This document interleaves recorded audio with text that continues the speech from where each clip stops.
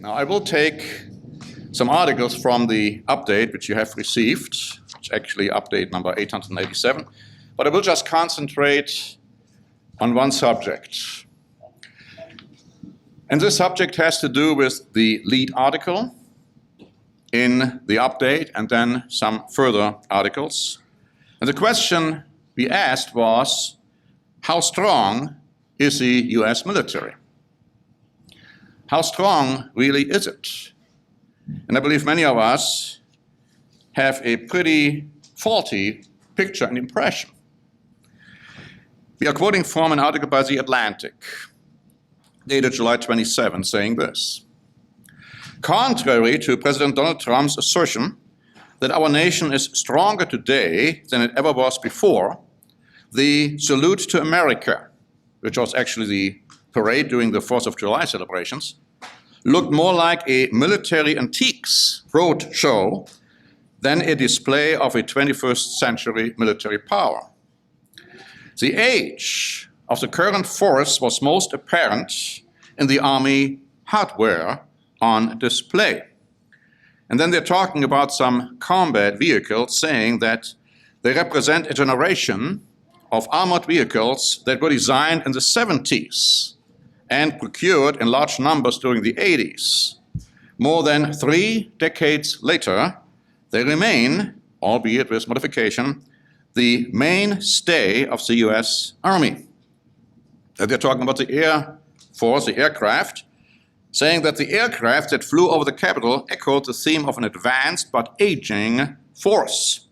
The B-2 Spirit stealth bomber was another product of the Reagan defense buildup.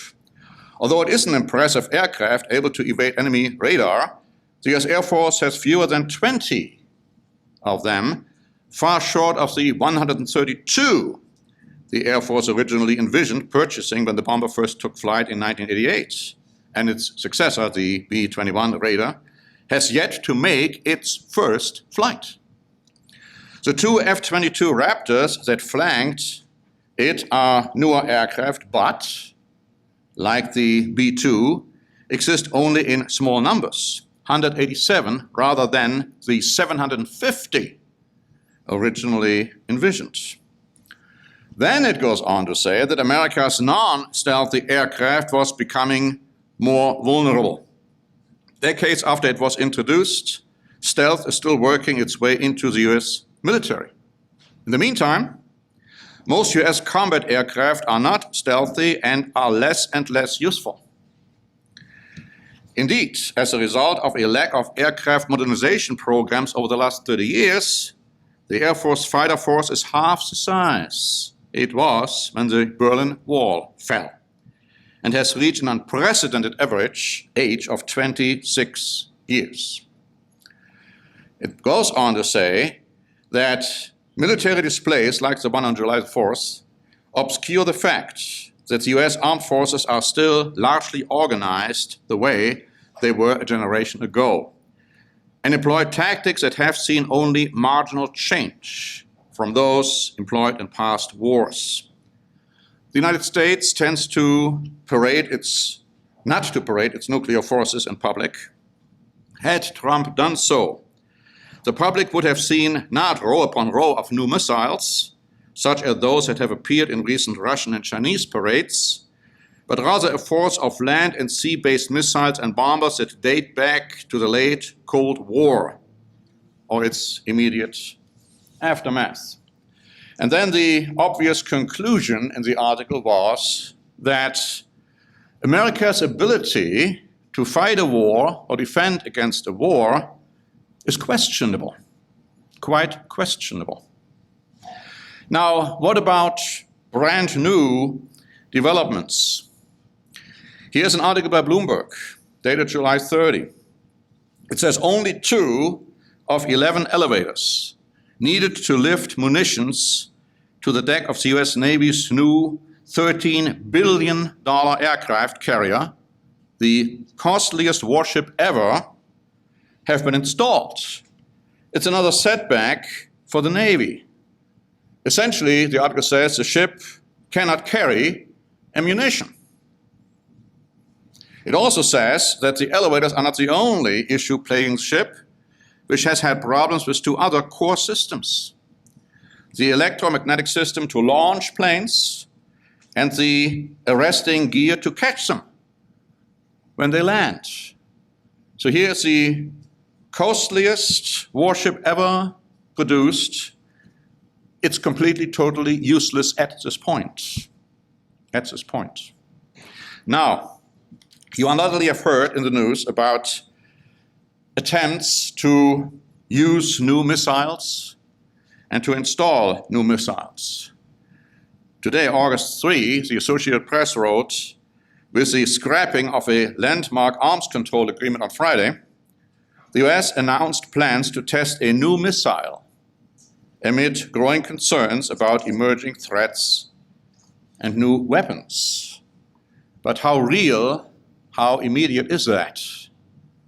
Article goes on to say, a senior administration official downplayed the upcoming US weapons test. He said the US is years away from effectively deploying weapons previously banned under the agreement. Years away. The US may not have years away. Goes on to say, the US might eventually want to base such weapons in Europe as a counterbalance to Russia, or in Asia to counter China. The Week wrote today, Defense Secretary Mark Esper said on Saturday that he favors placing ground-launched intermediate-range missiles in Asia within months, but these things tend to take longer than you expect. US officials on Friday said the deployment would be years away. German Foreign Minister Heiko Maas, according to Deutsche Welle, said there's no way that they're going to be stationed in Europe. And NATO Chief Jens Stoltenberg said that too. He said, we have no intention to employ new land nuclear missiles in Europe. So I'm bringing you these facts to your attention for one reason, and one reason only. We know from the Bible that a war is going to take place. A nuclear war is going to take place against the United States of America, Great Britain, and Israel, the state of Israel, and apparently approximately at the same time, which actually is the beginning of the Great Tribulation. Now, most people today, most experts, most military analysts, don't dismiss the possibility of a nuclear war, but they say the enemies are going to be Russia and China. Now, we know from the Bible that the enemies are not going to be Russia and China.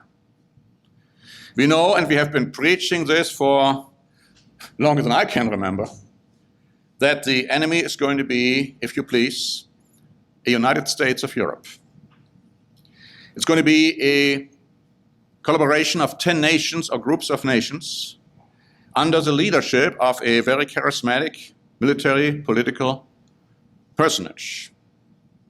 He has several names in the Bible. He's called the Beast. He's called the King of the North. He is called King Arab of Assyria, or King Jareb of Assyria.